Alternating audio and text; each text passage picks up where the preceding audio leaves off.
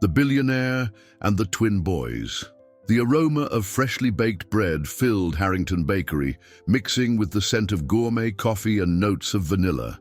Ethan Reynolds adjusted his Italian silk tie while waiting in line, glancing at his platinum watch.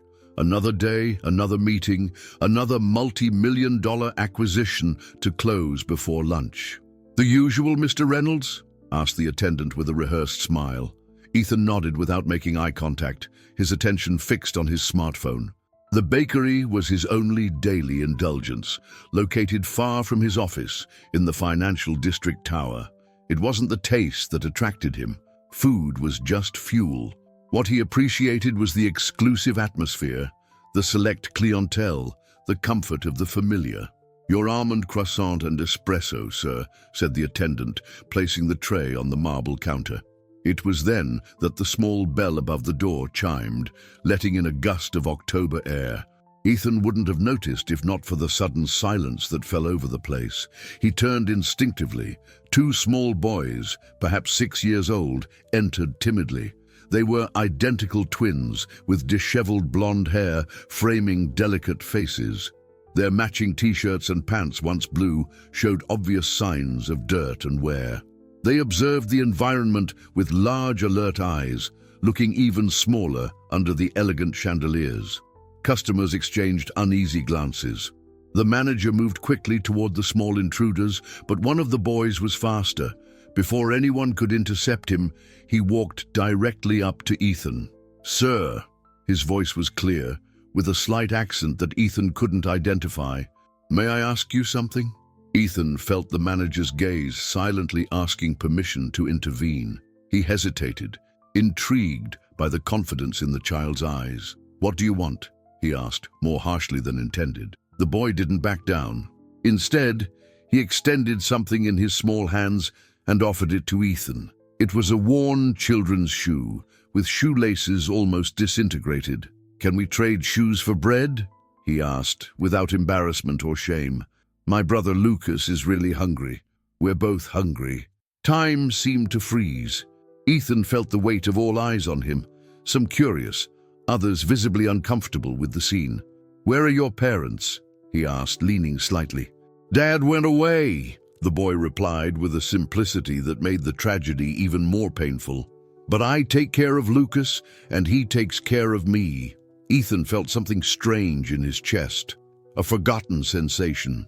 The twins' eyes, blue as a summer sky, contained a surprising mixture of vulnerability and strength. Here were children offering their last valuable possession for food. "What are your names?" he asked, his voice softer now. "William," he replied, still holding the worn shoe. "That's Lucas," he waved to his twin, who stood near the door, watching cautiously. A sudden flash crossed Ethan's mind, the face of a woman, a smile, a promise made long ago. "You know, this shoe isn't worth much," he said, trying to sound practical, trying to ignore the tightness in his throat. "It's the last one that fits me right," William explained, with the unshakable logic of a child. "It has a drawing inside. Look." He turned the shoe to reveal a small sun drawn on the sole, almost faded from use. That's when Ethan realized that his own handcrafted Italian loafers had cost more than many families spent on food in a month. "The manager is going to call security," whispered the attendant, leaning discreetly in his direction. Ethan felt a sudden impulse. "How much bread do you need?" William's eyes lit up. "Just enough for us to share. Lucas is small, but he gets really hungry." He took out his wallet and grabbed several high-value bills. "Give me a bag of assorted breads," he instructed the attendant, "and add some of those chocolate pastries too." When the bag was delivered, he gave it to William, whose expression oscillated between distrust and gratitude. "Thank you, sir." He pressed the bag against his chest, as if it were a treasure. "Are you sure you don't want the shoe?" "I'm sure," he replied. "Go feed your brother." William nodded solemnly and walked toward Lucas with impressive dignity for someone so small. Before leaving, he turned one last time. "God bless you, sir," he said, words clearly borrowed from an older person, before disappearing through the door with his brother. The ambient buzz of the bakery gradually returned. Ethan picked up his now lukewarm coffee and the almost untouched croissant. He realized he could no longer taste it. "What a sad situation," commented an elderly lady at the table nearby. "These street children, the city should do something." Ethan nodded mechanically, but his mind was elsewhere. A memory of himself not much older than the twins, holding his mother's hand while they counted coins to buy bread. Finishing his coffee quickly, he stepped out into the fresh morning air. He had an important meeting. The market waited for no one. But with each step toward his waiting car, the weight in his chest seemed to grow. For the first time in years, something had penetrated the carefully constructed walls around his heart. Two small blonde boys with worn shoes and eyes too old for their age. Ethan entered his office at Reynolds Enterprises, the company he had built from nothing into a global powerhouse. From his penthouse view, the city stretched before him like a chessboard on which he had strategically conquered each piece. "Mr. Reynolds, the merger documents need your signature," said his secretary, placing a folder on his glass desk. He signed quickly, but the blue eyes of those twin boys haunted him. Their faces had awakened something long dormant, the memory of his own poor childhood after his mother's death, leaving him to navigate alone through the treacherous foster care system. "Cancel my afternoon appointments," he said suddenly. His secretary looked confused. "Sir, you have a video conference with Tokyo at 4 p.m. "Reschedule everything," Ethan replied, already grabbing his coat. In the elevator, he closed his eyes. Why couldn't he simply ignore those children, as he had ignored countless beggars over the years? His car waited at the building entrance. "Take me back to Harrington Bakery," he instructed his driver. Inside the bakery, Ethan searched for the blonde twins, finding no trace of them. "That boy," he asked the attendant, "the twins this morning, did they come back?" "No, sir. The manager said he would call security if they appeared again." "Which direction did you see them go?" "To the park, I think." Ethan moved quickly in that direction, turning into less maintained streets, where the city showed its rougher side. No one seemed to have seen the boys, or if they had, they preferred not to get involved. After an hour of fruitless searching, Ethan stopped at a corner. What was he doing? There were agencies for homeless children. However, something prevented him from calling. The boys had said they were taking care of each other. Reporting them could mean separation. He called the private investigator he sometimes used for business background checks. "I need to find someone," he said abruptly. "Two boys, identical twins named William and Lucas, about 6 years old, possibly homeless." "With homeless children, it can be complicated," the investigator warned. "I'll need a few days." "You have until tomorrow morning," Ethan replied. "Money is no object." That night his dinner went untouched. Eleanor, his housekeeper for 20 years, noticed immediately. "Did something happen today?" she asked, concerned. Ethan almost told her about the twins, about how their eyes reminded him of someone, about how their simple request had cracked something inside him. "Just tired," he said instead. In his office, he opened a small wooden box that he rarely revisited. Inside was an old photograph, a young blonde woman holding a baby. On the back, a single line, "Ethan and Mom, 1982. Next to the photo was a small, worn baby shoe, his first, the only one his mother had preserved before poverty forced them to give up almost everything. His phone rang, interrupting his thoughts. It was the investigator. "I found them, Mr. Reynolds. Witnesses saw the twins in an abandoned lot near the old train station. There's a small group of homeless people sheltering there." Ethan felt his heart race. "I'll be there first thing in the morning." That night, he stared at the ceiling, sleepless. Tomorrow he would find William and Lucas. But then what? What would he do with two homeless children? He had no answers, only the certainty that he could no longer pretend he hadn't seen them. Morning came under a threatening sky. Ethan dismissed his driver and drove alone to the old train station, once a symbol of progress, now surrounded by rusted fences and faded signs. A yellowed billboard advertised a future real estate development that never materialized. He parked his luxury car at a distance, not to avoid scratches, but to not frighten those he sought.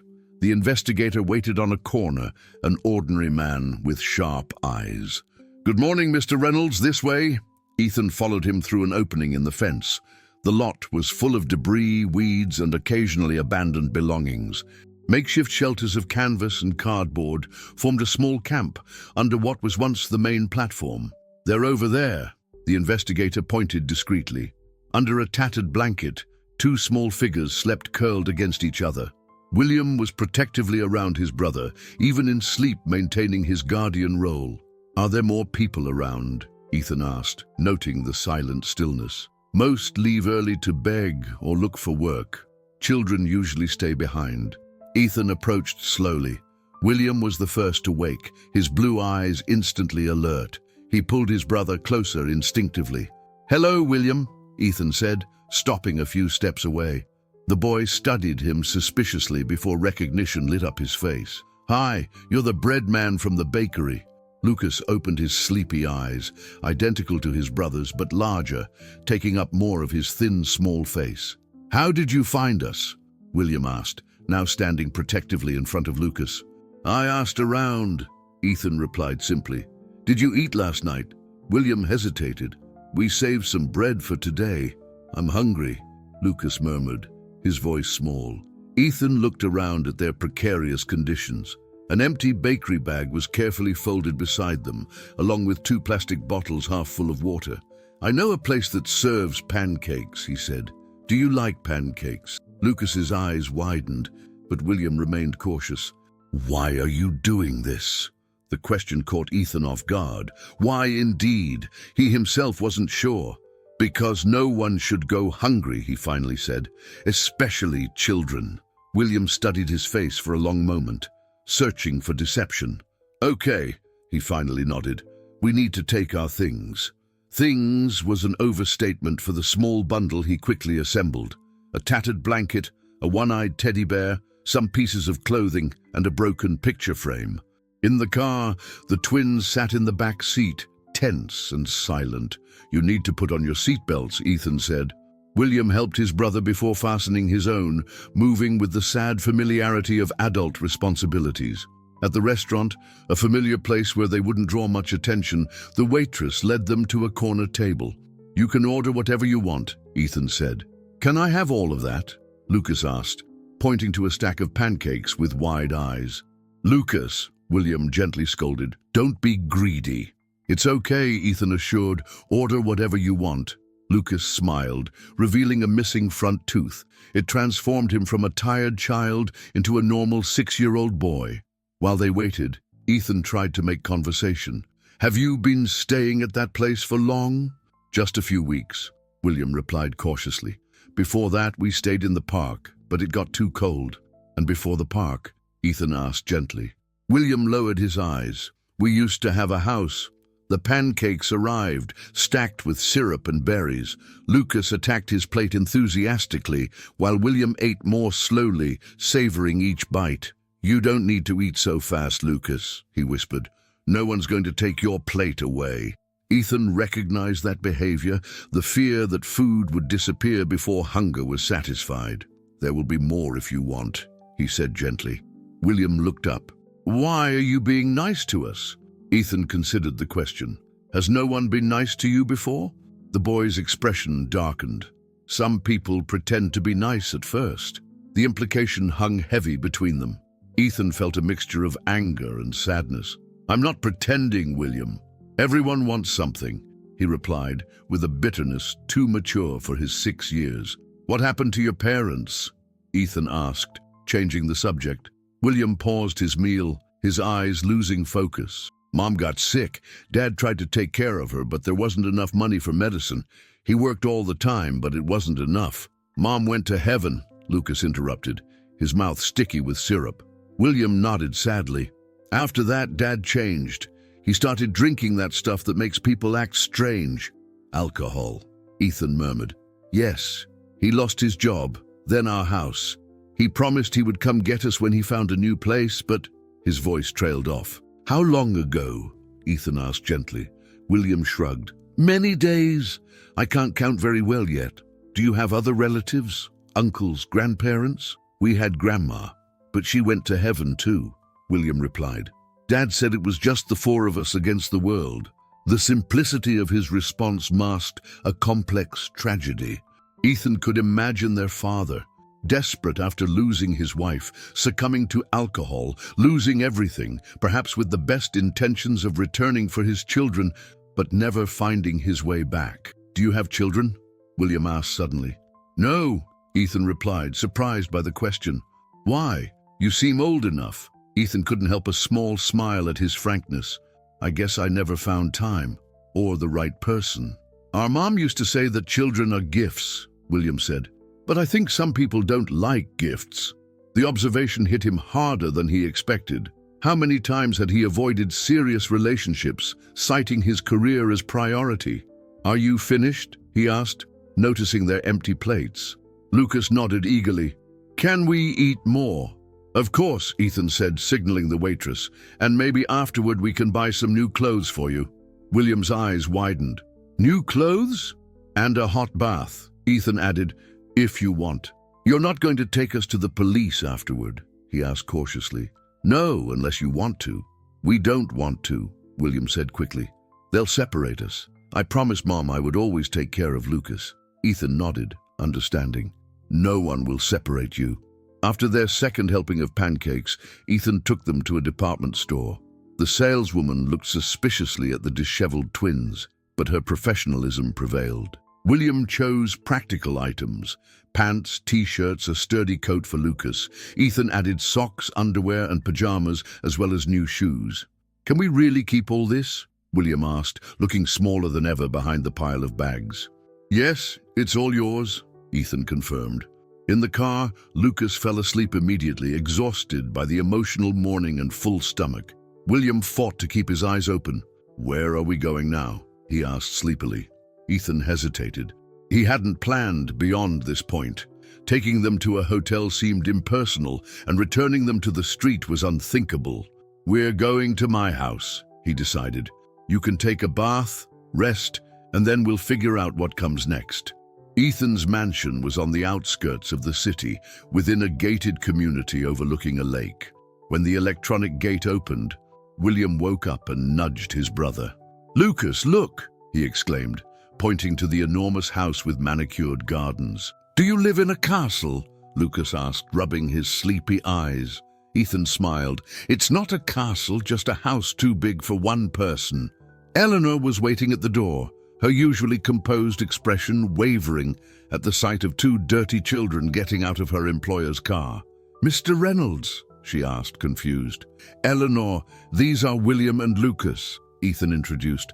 "They'll be staying with us for a while." The housekeeper looked from the twins to Ethan, clearly expecting an explanation. When none came, she assumed her usual efficiency. "Welcome, boys. Let's get you a hot bath," Eleanor said kindly. William squeezed Lucas's hand tighter. "Can we stay together?" Eleanor smiled softly. "Of course, dear. I'll show you where everything is." While Eleanor took the children upstairs, Ethan headed to his office, needing a moment to process his own actions. There was something impulsive, almost irrational about what he was doing. In less than 48 hours, he had brought two unknown children into his home. Eleanor returned an hour later, closing the office door behind her. "They're taking baths now. I put fresh towels and those new pajamas in the guest room in the East Wing." Ethan nodded gratefully. "Thank you, Eleanor. May I ask what's happening?" she inquired, sitting in the chair across from his desk, a privilege only she had permission to take. Ethan told her everything: the encounter at the bakery, the search, the twins' story. Eleanor listened in silence, her face showing growing compassion. "What do you plan to do with them?" she asked, using his first name as she did only in moments of deep familiarity. "I don't know," he admitted. "I can't send them back to the street." Eleanor studied him carefully. "There's something more, isn't there? Something about these children in particular." Ethan hesitated. Eleanor had known him since his youth. She had witnessed his rise, his obsession with success, his gradual transformation into a man who measured everything in monetary value. "They remind me of myself," he confessed. "After my mother died, that feeling of being completely alone in the world." Eleanor nodded, understanding. I see it too, especially in William's eyes. That same determination you had. What should I do, Eleanor? It was a rare question from him, a man accustomed to making decisions that affected thousands of lives without hesitation. Start by feeding them and giving them a safe place to sleep, she replied with practical simplicity. The rest will come naturally.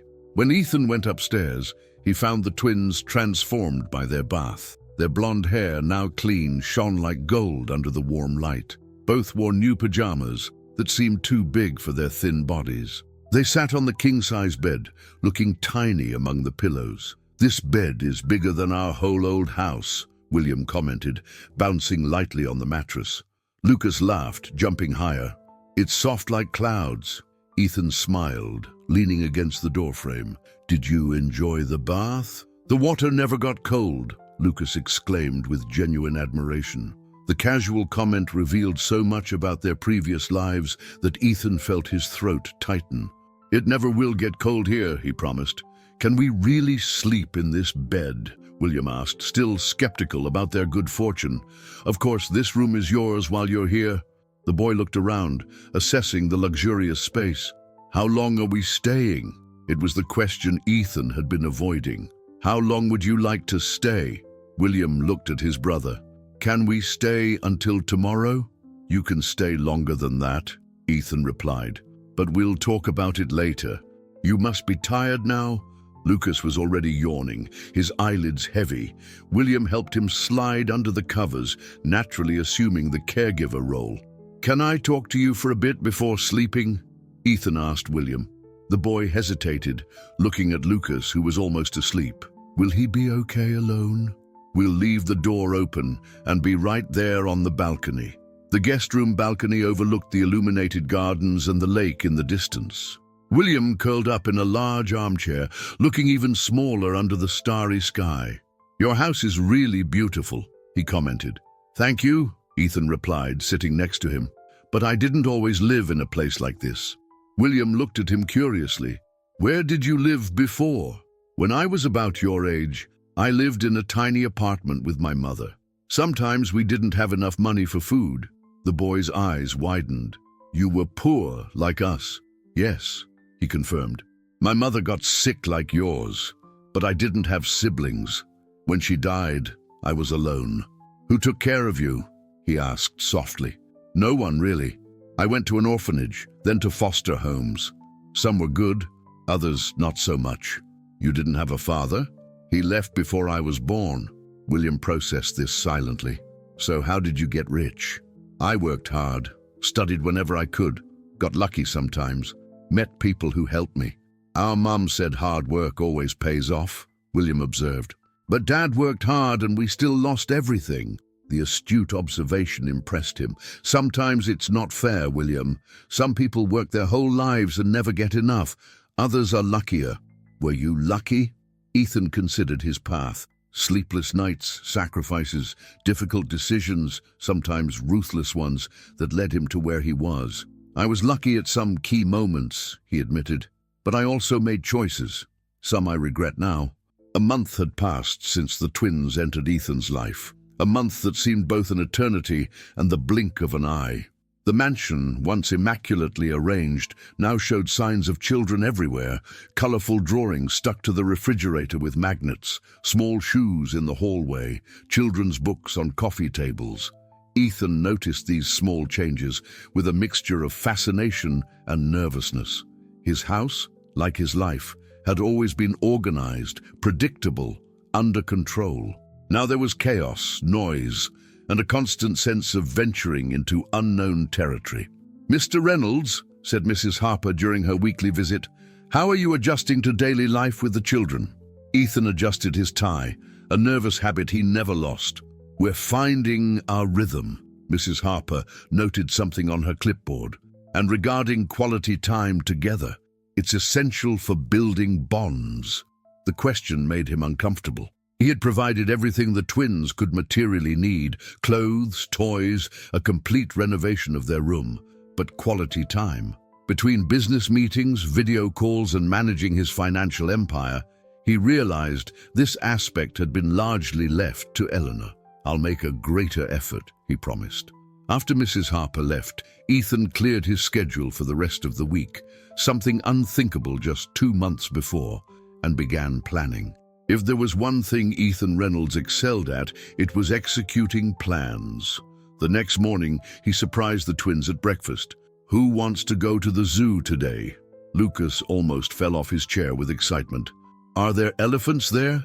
"Elephants, tigers, giraffes," Ethan confirmed with a smile. "And lions?" William asked, his eyes sparkling despite his attempt to appear disinterested. "Lions too," Ethan nodded. "We'll go right after breakfast." Eleanor, collecting the plates, displayed a satisfied smile. The day was perfect, sunny, but not too hot. Ethan arranged private access to certain areas of the zoo for privacy, though he avoided mentioning this to not seem ostentatious. Lucas ran from one enclosure to another, demanding to be lifted to see the animals when they were far away. William, calmer, read each information plaque aloud, impressing Ethan with his advanced reading skills for his age. "Do you like books about animals?" he asked while watching the monkeys. William nodded. "Mom had a big book with pictures. She taught me to read using it." It was rare for him to mention his mother spontaneously. Ethan saw this as a small victory. "We can buy more animal books, maybe even an encyclopedia."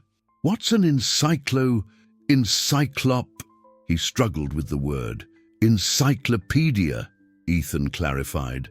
"It's a big book that explains everything about a subject, like a collection of many books in one." His eyes widened. "I really want that." After the zoo, they stopped at a huge bookstore. Ethan watched as William wandered the aisles with reverence, as if he were in a temple. Lucas quickly found the children's section and sat on the floor, flipping through picture books. "Can I have this?" William asked, holding a large illustrated animal encyclopedia that he could barely carry. "Of course," Ethan replied. "And what else?" He looked confused. "Can I choose more than one?" "As many as you want." William's expression oscillated between disbelief and delight. Lucas, overhearing, immediately stacked storybooks and dinosaur guides. When they left, each twin carried a bag full of new books. On the way back, Ethan noticed William looking thoughtfully out the window. "What are you thinking about?" "Why are you doing all this for us?" he asked directly. The question caught him off guard. "Because I care about both of you." "But why?" he insisted. "You barely know us." Ethan thought carefully about his response. "Sometimes you just know when something is important, like finding the perfect book on a shelf." William seemed to accept this answer, turning back to the window. "Thank you for the books." "Really?" In the following days, Ethan continued his mission to create meaningful moments. He took the twins to an aquarium, an amusement park, shopping for decorations so they could personalize their room. Lucas always showed unbridled enthusiasm, but Ethan noticed that William seemed happiest in quieter moments, when he read to them at night or when they simply watched a movie together. After a week of such outings, Ethan made a surprising discovery.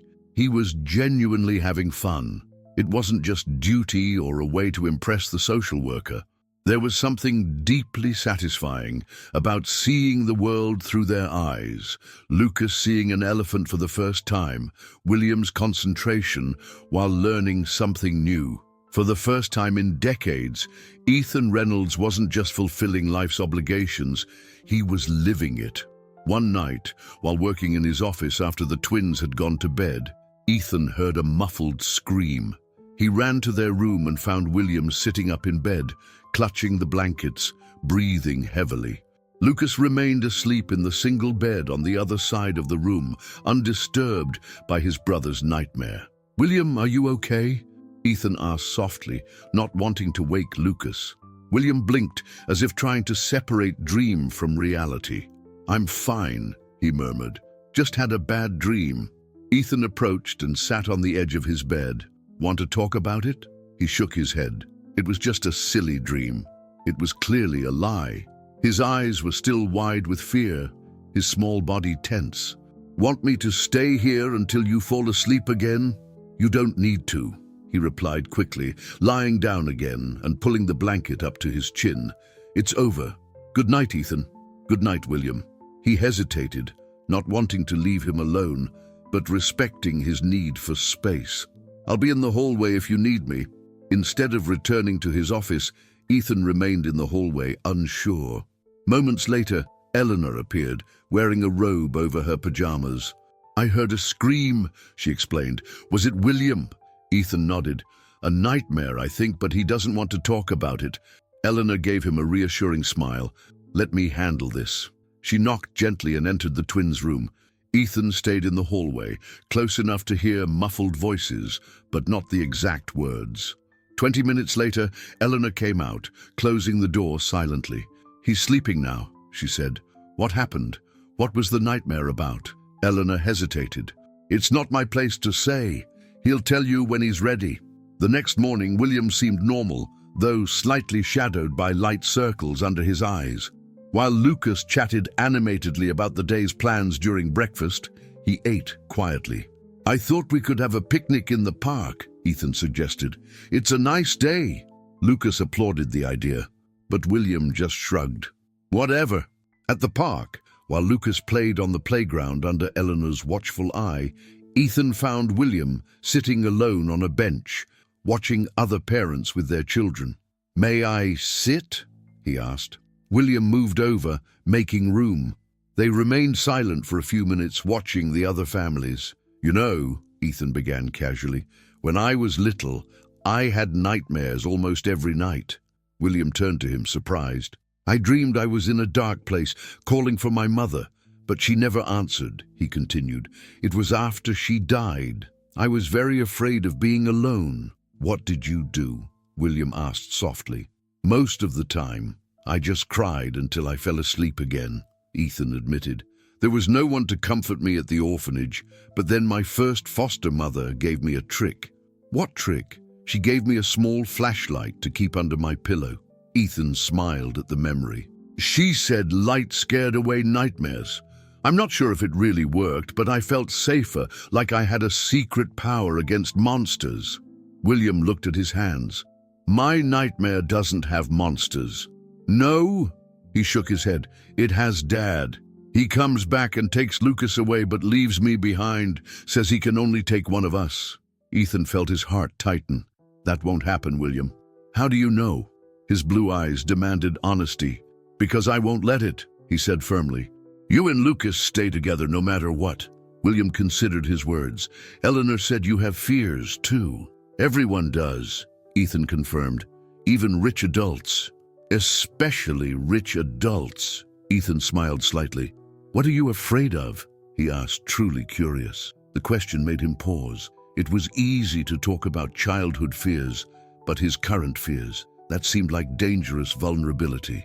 Still, if he wanted William to trust him, he needed to offer the same trust. "I'm afraid of failing," he finally admitted, "of not being good enough to take care of both of you." William seemed surprised by the confession. "You're already better than many people," he said simply. "Thank you," Ethan replied, strangely touched by the sincere compliment. They fell into silence again, but it was a different silence now. Comfortable, shared. "Ethan," William said suddenly, "do you think our dad will come back someday?" The question was complicated. Ethan didn't want to give him false hope, but also didn't want to destroy his image of his father. "I don't know, William," he replied honestly. "I wish I had a better answer." "That's okay," he said, surprising him. "I just wanted to know." That night, after dinner, Ethan had a surprise prepared at bedtime. He took the twins to their room, where they were getting ready for sleep. "I have something for both of you," he said, taking 2 small packages from his pocket. William and Lucas opened them simultaneously. Inside each was a small pocket flashlight, blue for William and red for Lucas. "To scare away nightmares," Ethan explained with a gentle smile. Lucas immediately turned his on, delighted with the beam of light dancing on the wall. William held his carefully, as if it were precious. "Thank you," he said quietly. "There's one more thing," Ethan continued, taking a walkie-talkie from his pocket. "This is for you, William. I'll keep the other one in my room. If you have another nightmare or need anything during the night, just press this button and talk. I'll be there." William's eyes widened. "Even if you're sleeping?" "Even if I'm sleeping," he confirmed. "I promise I'll listen." That night, after settling the twins, Ethan talked with Eleanor. "Thank you for talking to him last night," he said. "What did you say to make him trust me?" Eleanor smiled enigmatically. "I just told the truth, that you were once a scared child too, that you also had losses, and that maybe you need him and Lucas as much as they need you." Ethan looked at her, surprised. "Do you really think that?" "You've changed these past weeks, Ethan," Eleanor observed. "You're more present, not just physically, but emotionally. It's like these boys have awakened a part of you that was asleep." He reflected on her words. It was true. He felt different. The numbers in his bank accounts, corporate mergers, headlines about his business deals, all of it seemed less significant now compared to Lucas's smile or William's gradual trust. Later that night, while working in his office, the walkie-talkie on his desk crackled softly. "Ethan." William's small, hesitant voice came through. "Are you there?" He picked up the device immediately. "I'm here, William. Is everything okay?" There was a pause. "I just wanted to make sure it worked." Ethan smiled at the small device. "It works perfectly. I'm always here if you need me." "Good night, then," he said, his voice already more relaxed. "Good night, William." Ethan placed the walkie-talkie on his desk, a strange feeling of joy filling him. It wasn't just a gadget or a way to ease nightmares. It was a symbol of trust, an invisible thread connecting him to the boy who, without realizing it, was slowly filling a void in his life that he didn't know existed. The next morning, William came down to breakfast with the walkie-talkie clipped to his pajama waist, as if it were the most natural thing in the world. Ethan noticed, but didn't comment, just exchanging a knowing smile with him. It was a small step, but significant, a growing bond between them, like a delicate plant finally finding the sun after a long time in the shadows. Autumn had given way to winter. Outside the Reynolds mansion, the gardens were covered by a thin layer of snow, transforming the landscape into a postcard. Inside, the warmth of the heaters contrasted with the cold outside, creating that cozy atmosphere that only truly inhabited homes possess. In the kitchen, Lucas was drawing with crayons, his tongue sticking out in concentration. William was reading one of his new books, occasionally glancing at his brother and smiling. It was a scene of domestic normalcy that would have been unimaginable 3 months before. Ethan watched them from the doorway, a hot coffee in his hands, when his phone vibrated. It was Thomas, his lawyer. "I need to see you," said the voice on the other end. "In person, it's about the twins." The serious tone left Ethan instantly alert. "I'll be at the office in an hour." He hated leaving. Saturday mornings had become a ritual for the three of them. Late breakfast, then some activity together, usually something simple like a board game or a movie, but Thomas's tone left no room for delays. "I have to go out for a few hours," he announced, approaching the table. "Work?" William looked up from his book, his perceptive gaze catching something in Ethan's expression. "Is everything okay?" "Of course," he replied, trying to sound casual. "Thomas needs me to sign some documents." Can we go with you?" Lucas asked, showing his drawing of what appeared to be a family of colorful unicorns. "Not this time, buddy," Ethan said, ruffling Lucas's hair, "but I promise I'll be back in time for lunch." At the office, Thomas was waiting with a grave expression and a folder full of documents. The lawyer, normally calm and methodical, seemed restless. "What happened?" Ethan asked directly. Thomas sighed, opening the folder. "I received a notification from Child Protective Services. The temporary custody period is ending." "What? How?" Ethan felt his throat tighten. "Mrs. Harper said we had time." "Emergency temporary custody was never meant as a permanent solution," Thomas explained. "It was an exceptional measure because you provided a safe environment when the boys needed it most. And I still am." "Yes, but the system wants a definitive solution." Thomas slid a document across the table. "They've identified a family interested in adopting both twins. A couple with previous adoption experience, stable, excellent references." Ethan picked up the paper, but the words blurred before his eyes. A family. Someone taking William and Lucas away. The thought felt like a punch to the stomach. "This can't happen," he whispered, his voice weaker than intended. "There's an alternative," Thomas said.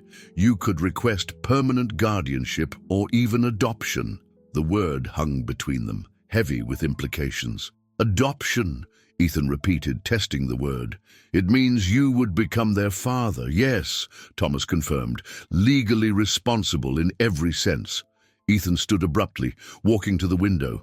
Outside, the city continued its usual pace, oblivious to the emotional storm in that office.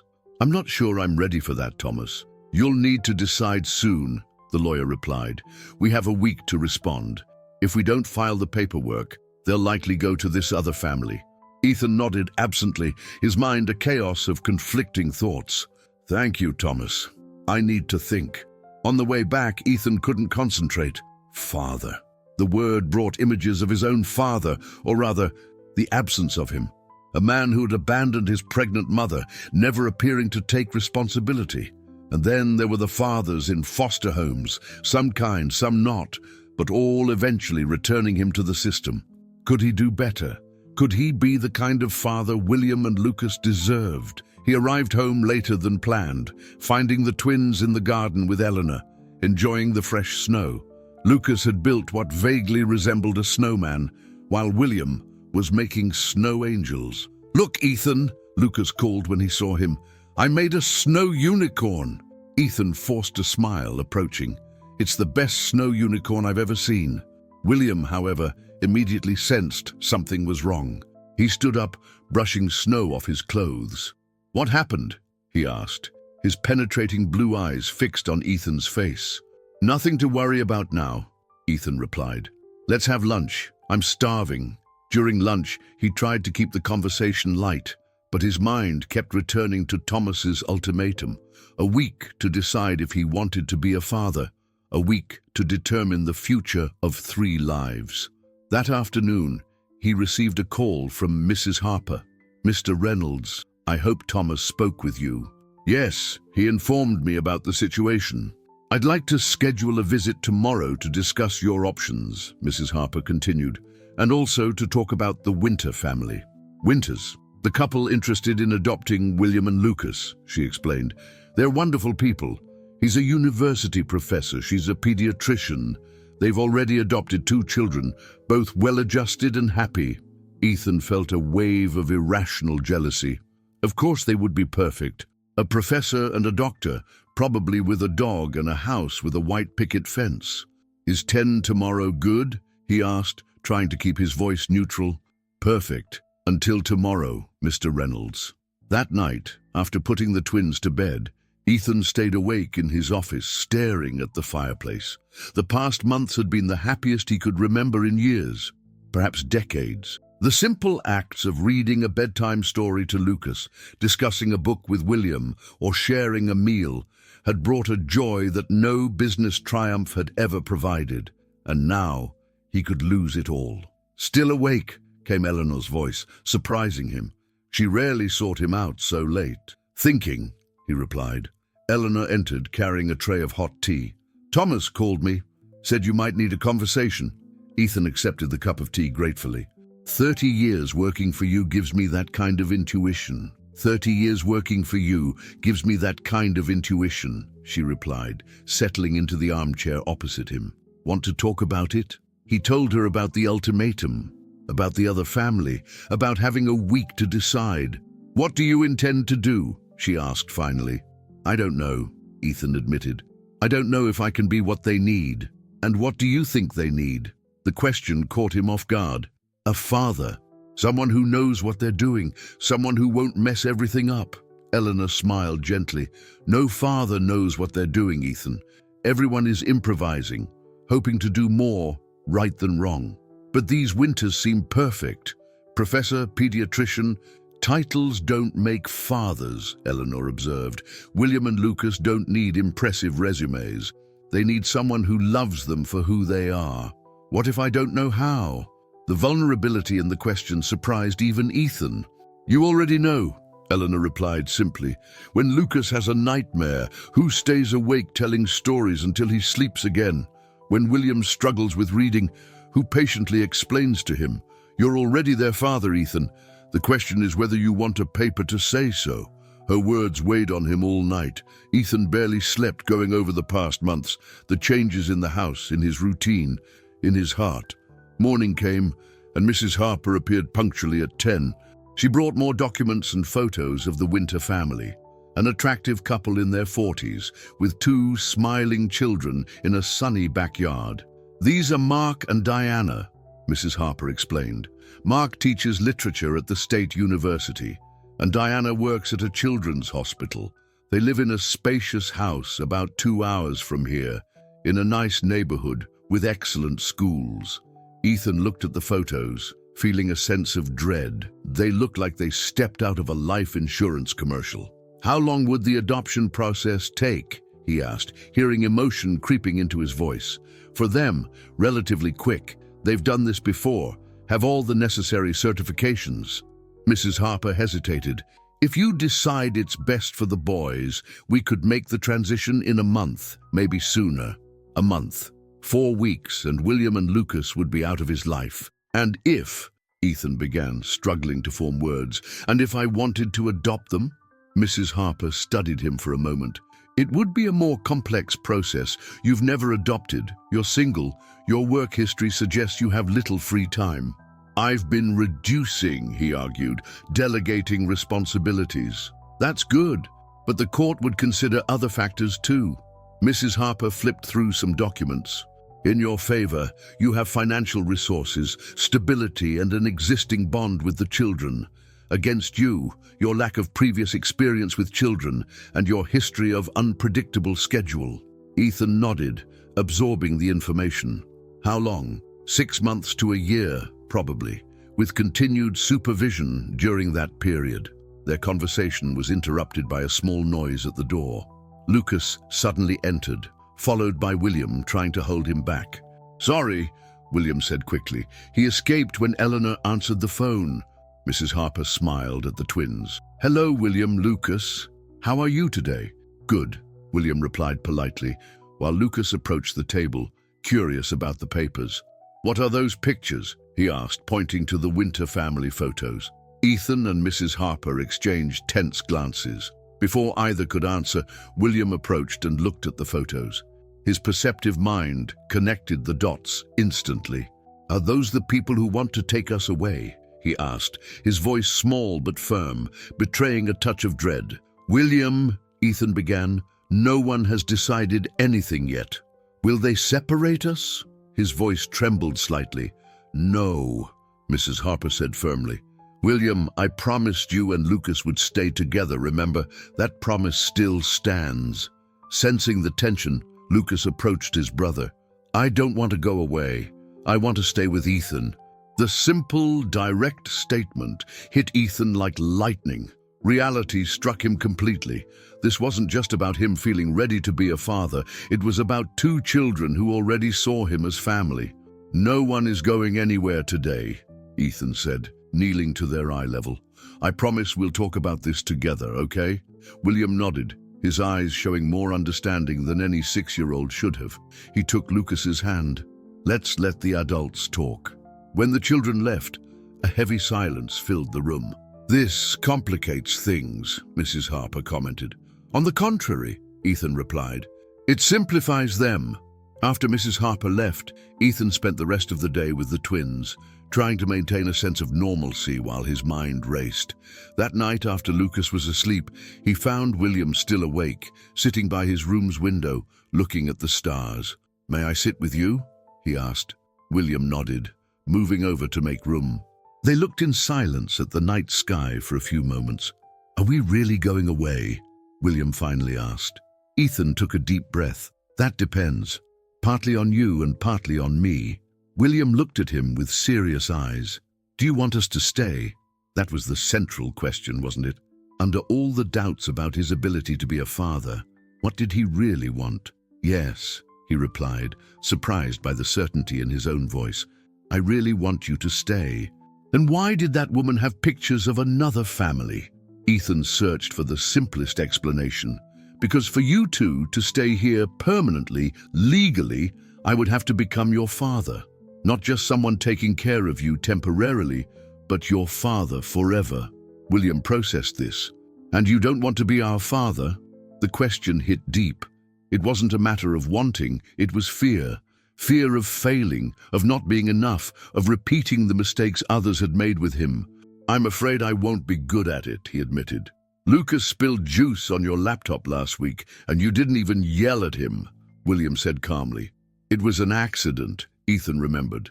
Dad used to yell even if it was an accident, William said quietly. The simple comparison triggered a change within Ethan. The fear was still there, but something stronger, determination, began to grow alongside it. William, he said softly, holding the boy's small hands, I want to try. I want to be your father and Lucas's too, if you'll have me. Even if you don't know how, he asked, echoing Ethan's own doubts. Even if I don't know how, he confirmed. We'll learn together. William gave a small but genuine smile. I think it would be nice to have you as a father. Ethan felt his eyes grow moist. I think it would be the greatest honor of my life to be father to both of you. The date of the final hearing was approaching. After 6 months of social worker visits, psychological evaluations, background checks, and mountains of documentation, the court date had arrived. In a few hours, a judge would decide whether Ethan would be legally recognized as William and Lucas's father, or if they would be placed with the Winter family, who remained interested in adopting them. Ethan adjusted his tie for the 3rd time, looking at himself in the mirror. He had slept little the night before, mentally reviewing every argument Thomas had prepared. The lawyer was confident, but Ethan knew the system too well to share his optimism. He had been a child in legal limbo. He knew how quickly things could go wrong. It's almost time, Eleanor announced, appearing at his bedroom door. The boys are ready. Ethan nodded, following her downstairs. Lucas was on the sofa, uncomfortable in his small suit, swinging legs that didn't reach the floor. William was beside him, wearing a light blue suit that highlighted his eyes. His hair was arranged in an impeccable style by Eleanor. You both look very handsome, Ethan said, trying to sound encouraging. Lucas smiled, but William remained serious. In recent weeks, he had become increasingly quiet, observant. Ethan had noticed but attributed it to anxiety about the hearing. After all, he himself could barely sleep. Remember what we talked about, he said, kneeling in front of them. The judge might ask some questions, but there are no right or wrong answers. Just tell the truth. What if he decides we can't stay? William asked, his voice barely above a whisper. Ethan hesitated. He had promised to always be honest with them, but now the truth seemed too cruel. Let's think positively, he finally replied. Thomas says we have a strong case. William didn't seem convinced, his perceptive eyes noticing the tension he was trying to mask. Time to go, Thomas said, entering the room. The car is waiting.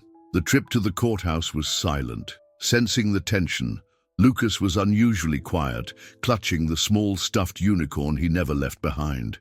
William stared out the window, his reflection showing an expression much older than his 6 years. At the courthouse, they were led to a waiting room. Mrs. Harper was already there, accompanied by a woman Ethan didn't know. Mr. Reynolds, Mrs. Harper greeted. This is Dr. Chen, the court-appointed psychologist who will evaluate the children today. Ethan shook the woman's hand, trying to hide his surprise. I didn't know there would be another evaluation.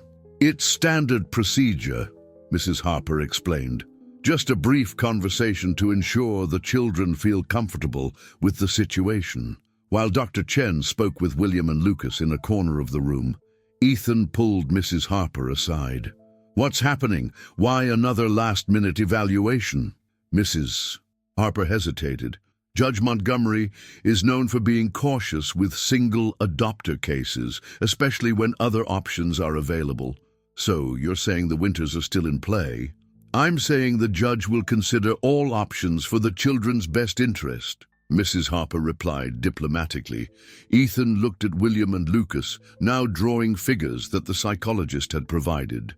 The past 6 months flashed through his mind like a movie. The bakery, the shoe, the first night at the mansion, bedtime stories, nightmares overcome, small daily victories. The thought of losing all of this was unbearable.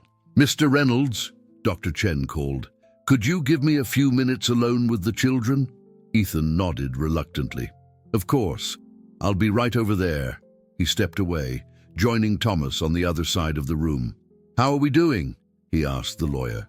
Thomas shrugged. "As prepared as possible. All documents are in order.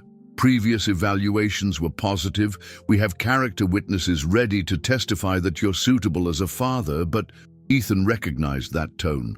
"But Judge Montgomery is traditional. He prefers conventional families. Mother, father, white picket fence." "The Winters," Ethan murmured. "They fit his ideal model, yes," Thomas confirmed. "But it's not a lost case. You have the existing bond with the children in your favor." Mrs. Harper's reports emphasize that. Their conversation was interrupted by the bailiff announcing that the hearing would begin in 10 minutes.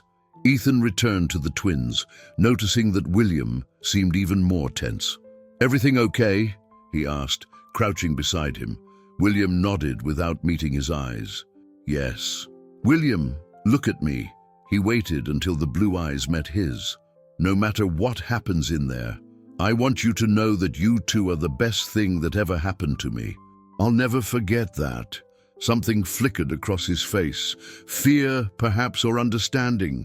He looked at Lucas, then back at Ethan. "Can we go to the bathroom first?" he asked. "Of course," Ethan replied. "Eleanor can take you." "I'll take Lucas," William said quickly. "We saw where it was when we came in." There was something strange about his insistence, but Ethan was too nervous to question it. "Okay, but be quick. The hearing starts in a few minutes." William took Lucas's hand and the two left the room. Eleanor offered to accompany them, but William said they would be fine. Ethan turned back to final details with Thomas, trying to calm his nerves. 5 minutes passed, then 10. The bailiff appeared again. "We're ready to begin," he announced. Ethan looked around, suddenly realizing the twins hadn't returned. William and Lucas still haven't come back. Eleanor immediately offered to check. She returned minutes later, pale. "They're not there," she said. "I checked every bathroom on this floor." A cold wave went down Ethan's spine. Maybe they got lost. This place is big. However, as he said this, a terrible certainty began to form. William's expression when he spoke, as if he were saying goodbye, his insistence on going alone, the backpack he was carrying, larger than necessary for a court hearing. "They ran away," he said, the realization hitting him like a punch. The next hour was a blur of movement and panic. Court security was alerted. Mrs. Harper and Thomas coordinated searches throughout the building, while Ethan ran to the entrance, desperately searching among the crowds. But the large judicial complex was packed. 2 small children could easily go unnoticed. "We need to call the police," Mrs. Harper insisted, once it became clear the twins weren't in the building. "No," Ethan replied instinctively, his childhood experiences making him wary of the system. Police meant reports, meant treating them as fugitives, possibly separating them once found. "I'll find them." "Mr. Reynolds, with all due respect, 2 children alone in the city." "I know William," Ethan interrupted. "I know how he thinks." He turned to Eleanor. "Call the driver. I need to go to the bakery." "The bakery?" Thomas asked, confused. "It's where it all started," Ethan explained, already moving toward the exit. "William is smart. He has a plan, and I bet it starts with the place where we first met." The trip to Harrington Bakery never seemed so long. Ethan practically jumped out of the car before it stopped completely, running inside with his heart racing. The same attendant from months ago recognized him. "Mr. Reynolds, what a coincidence. 2 small boys were here asking about you, maybe half an hour ago."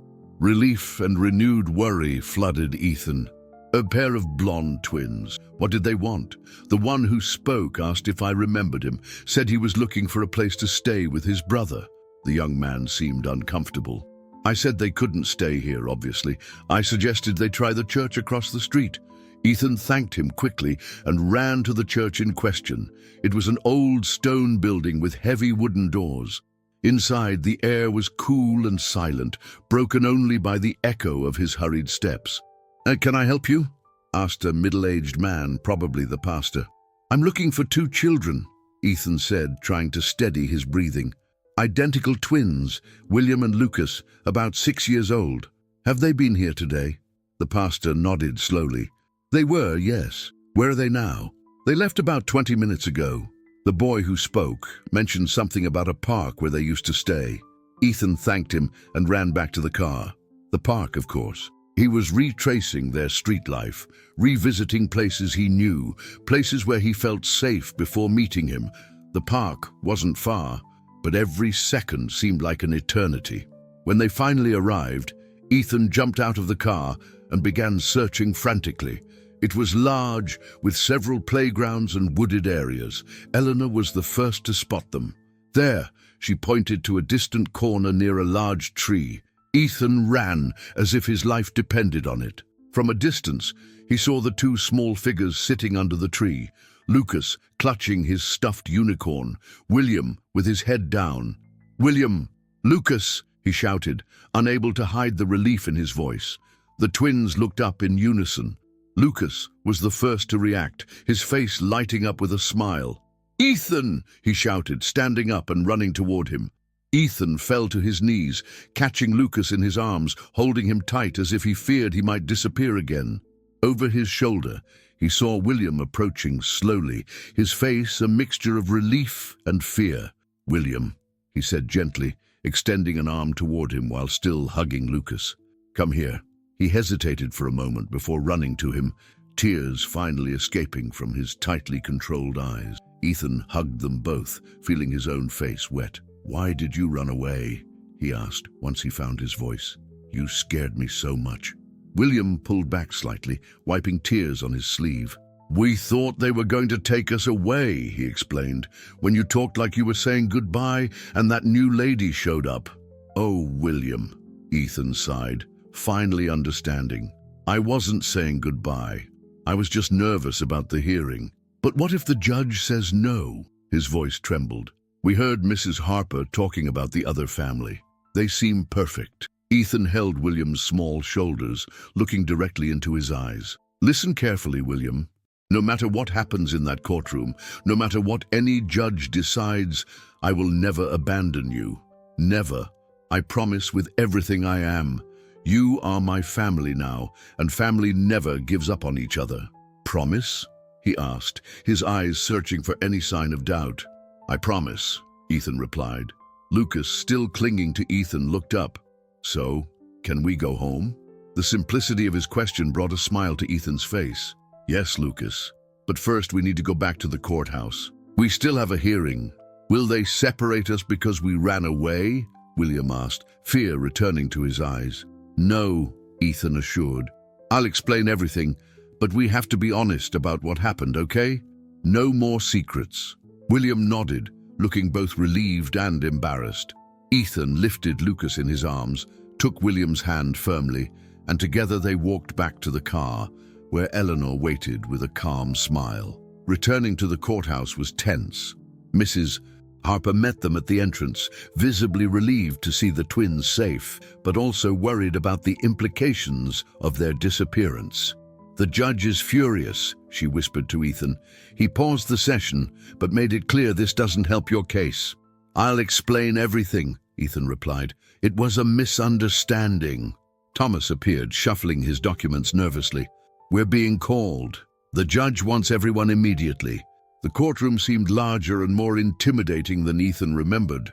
At the front, behind an elevated table, Judge Montgomery, an older man with graying hair and a stern expression, looked at them with obvious disapproval. "Mr. Reynolds," he began, his deep voice echoing in the room, "I am extremely disappointed with today's events. Running away with minors under temporary custody." "With all due respect, Your Honor," Ethan interrupted, "I didn't run away with the children. They ran away alone, and I found them."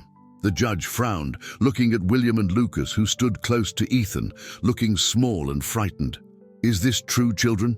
Did you run away alone?" William stepped forward, his chin raised despite the fear in his eyes. Yes, sir, it was my idea. I thought they were going to take us away from Ethan. And why did you think that? The judge asked, softening his tone slightly when addressing the child. Because they always do that, William replied simply, painfully.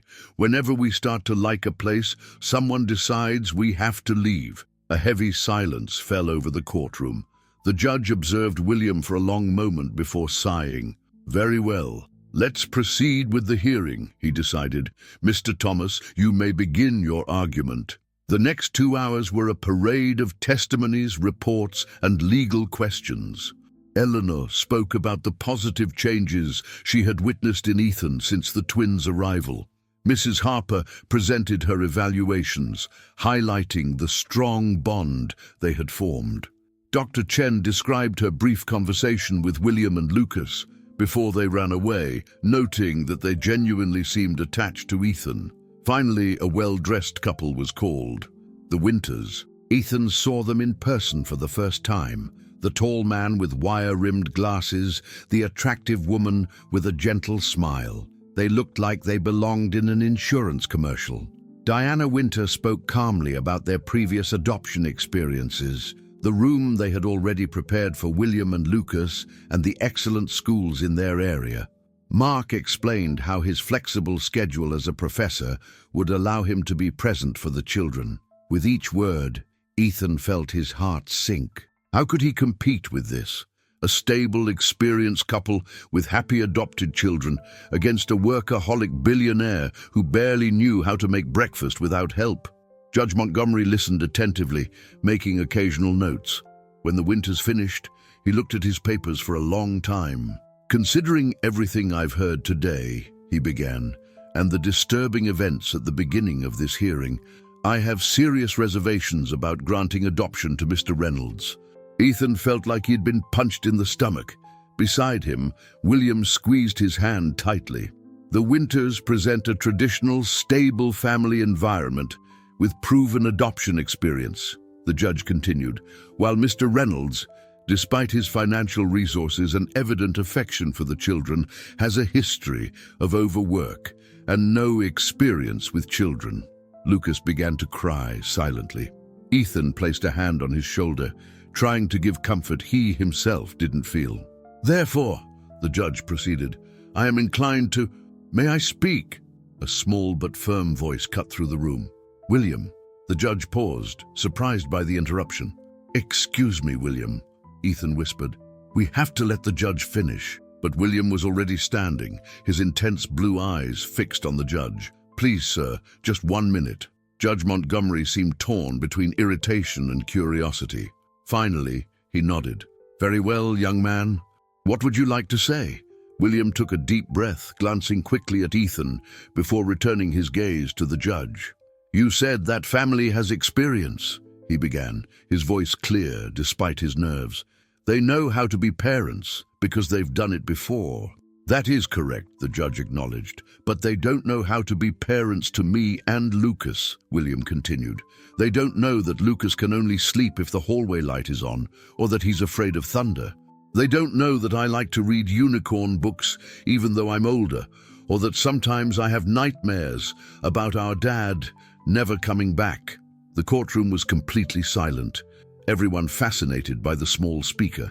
Ethan didn't know any of that at first either, William admitted, but he learned. He stays awake with me when I have nightmares, bought a special nightlight for Lucas's room, never laughs when I ask questions, even if they're silly. He looked briefly at the Winters.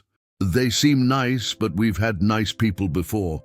People who promised to take care of us and then gave up when it got hard. William turned back to the judge, his voice trembling slightly. Ethan is the only adult who has never, ever given up on us. Not when we ran away, not when Lucas spilled juice on his expensive laptop, not when I got angry and said I hated him.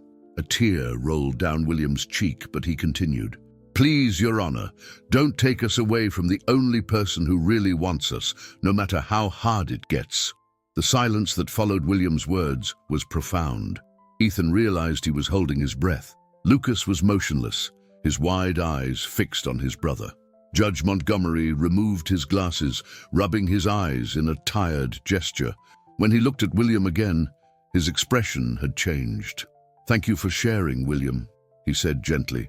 "You are very articulate for someone so young." He looked at the papers before him, then at the Winters, and finally at Ethan. "In all my years in family court," he began, "I've learned that the most difficult decisions rarely depend only on what's on paper. There's a human dimension that no report can fully capture." He paused, looking directly at Ethan. "Mr. Reynolds, when we began this hearing, I had doubts about your ability to provide the traditional environment I consider ideal for children." Ethan nodded, preparing for the worst.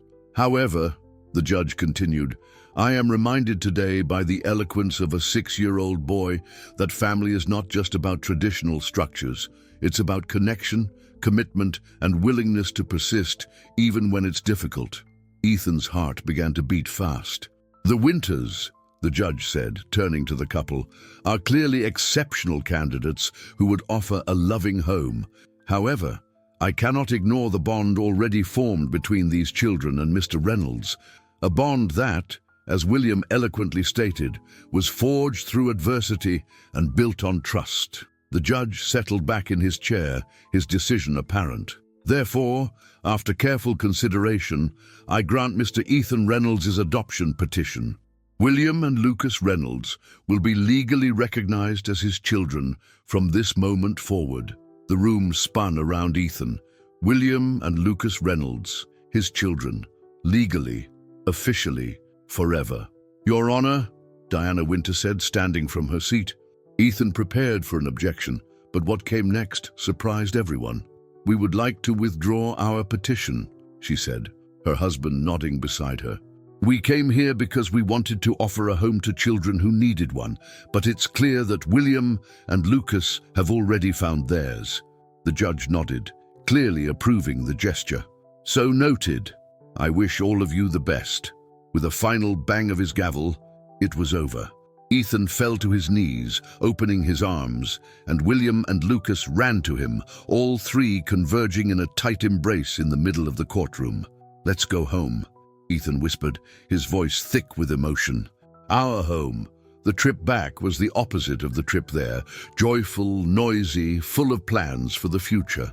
Lucas talked non-stop about painting his room with unicorns, while William discussed the possibility of getting a dog in serious detail. Eleanor had gone home earlier to prepare a celebration. The dining table, rarely used before the twins' arrival, was set with a cake and colorful decorations. "Welcome officially to the family," she said, her eyes shining with happiness. That night, after all the excitement when the children were finally in bed, Ethan visited each of them for their usual bedtime ritual. In Lucas's room, he found him almost asleep, hugging his inseparable unicorn. "Good night, Lucas," Ethan whispered, arranging the blankets around the small body. "Good night." Lucas paused for a moment, then finished with a sleepy smile. "Dad." The word flooded Ethan like a warm wave. Dad. So simple, so profound. He kissed the boy's forehead, his son's forehead, and left silently. In William's room, he was sitting on the bed, flipping through one of his favorite books. "Bedtime story?" Ethan offered, sitting beside him. William closed the book, looking at him seriously. "Do you think what I said really helped in front of the judge?" "William," Ethan replied with complete sincerity, "you changed everything. It was the bravest thing I've ever seen anyone do." He smiled, proud but shy. "I just told the truth, the most important truth," Ethan agreed, "that we're a family." William nodded, lying down and pulling up the blanket. Ethan leaned in to kiss his forehead, but William surprised him by throwing his arms around his neck in a tight hug. "Good night, Dad," he whispered in his ear. Ethan held him for a moment, allowing the full weight of it to settle. "Good night, my son." Later, alone in his office, Ethan reflected on the journey that had brought him here. 6 months ago, he was a man whose worth could be measured by numbers, whose relationships were primarily transactional, whose life was organized around acquisitions and mergers. On his desk, where once there had been only spreadsheets and contracts, now lay colorful drawings, thank you notes from school, and a framed photo. Ethan, William, and Lucas at a picnic in the park, all smiling in the golden evening light. He picked up the photo, tracing their faces with his fingers. How could he have known, that day at the bakery, that a request for bread would change his life so completely? How could he have imagined finding the meaning he had sought his entire life, not in professional victories, but in the trusting eyes of two children? Ethan Reynolds, the ruthless billionaire who built an empire from nothing, finally understood what really mattered. It wasn't the fortunes accumulated, the buildings with his name, or the power he wielded in financial circles. It was the privilege of hearing Lucas call him Dad as he fell asleep. It was the honor of earning William's difficult trust. It was the chance to be the person these two souls needed him to be. Not perfect, not infallible, just present, truly present. The next morning, Ethan woke earlier than usual. Instead of checking emails or stock prices, he went down to the kitchen and, with Eleanor's help, began preparing breakfast. "Pancakes?" she asked, raising an eyebrow. "Lucas's favorites," Ethan confirmed with a smile, "and fresh fruit for William." When the twins came downstairs, still in pajamas and with tousled hair, they found the table set and Ethan waiting for them. "Good morning, Reynolds family," he said, displaying a wide smile. William and Lucas exchanged glances before smiling back. They sat down, and for the first time, there was no rush, no fear that the food would run out, no anxiety about what would come next. There was just the present moment, three people whose paths had crossed by chance, or perhaps by something more, finally finding each other. "More pancakes, Lucas?" Ethan offered, holding the plate. "Yes, please, Dad," the boy replied, his eyes shining with happiness. "William, would you like to read that new book to us after breakfast?" Ethan asked. He nodded, smiling over his glass of orange juice. "Yes, Dad."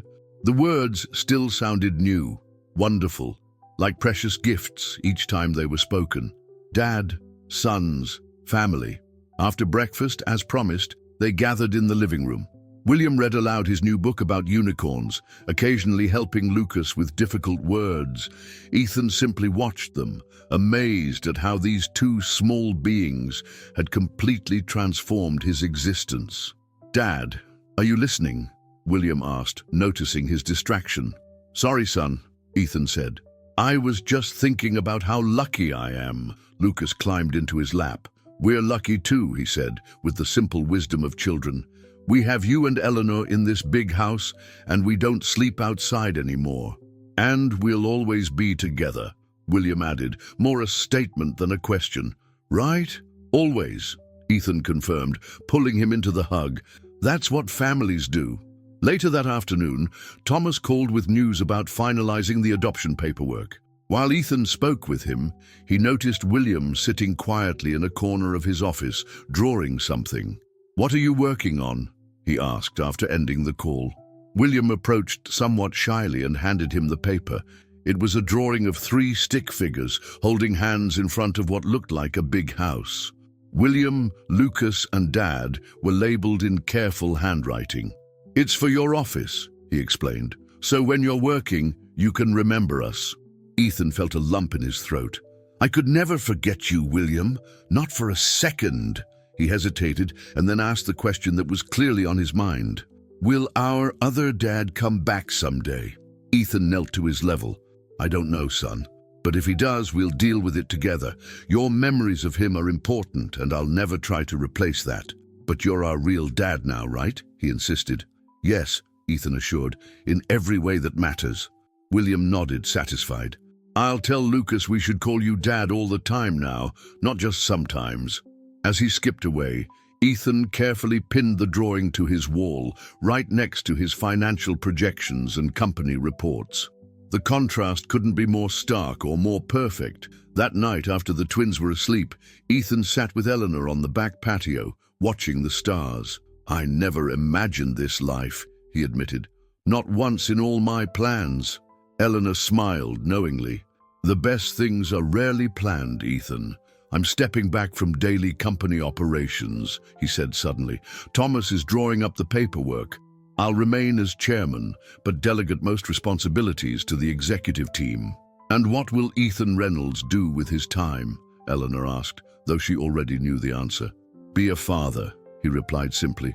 "The best one I can be." The following weekend, they held a small party to celebrate the adoption becoming official. Thomas came, as did Mrs. Harper and some close colleagues Ethan trusted.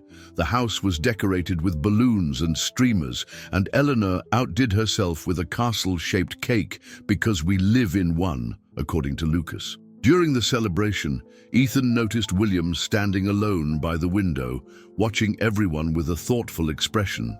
"Everything okay?" he asked, joining him. "I was just thinking about Mom," he said softly. "I think she would be happy about today." "I'm sure she would," Ethan agreed. "She loved both of you very much. Can we put her picture somewhere special so we don't forget?" "Of course we can. We'll find the perfect place together." William smiled at him, the same smile that had broken through his defenses months ago at the bakery. "You know what, Dad?" "What, son?" "I think maybe we were meant to find each other."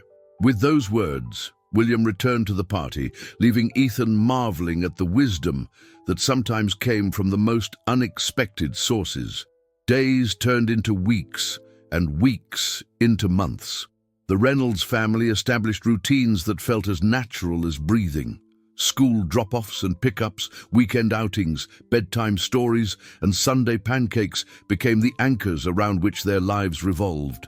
Ethan Reynolds, once known only for his business acumen and ruthless acquisitions, was now equally recognized as the devoted father of twins who had changed not just his life, but who he was at his core. And occasionally, when passing by Harrington Bakery, he would stop and remember that cold autumn morning when two small boys had offered a worn shoe in exchange for bread. A simple transaction that had led to the greatest investment of his life, with returns beyond measure. Ethan Reynolds, William Reynolds, Lucas Reynolds, a family in name, in heart, and in every way that truly mattered. If this story touched your heart, share it with someone who needs to hear it. Like and subscribe for more inspiring stories.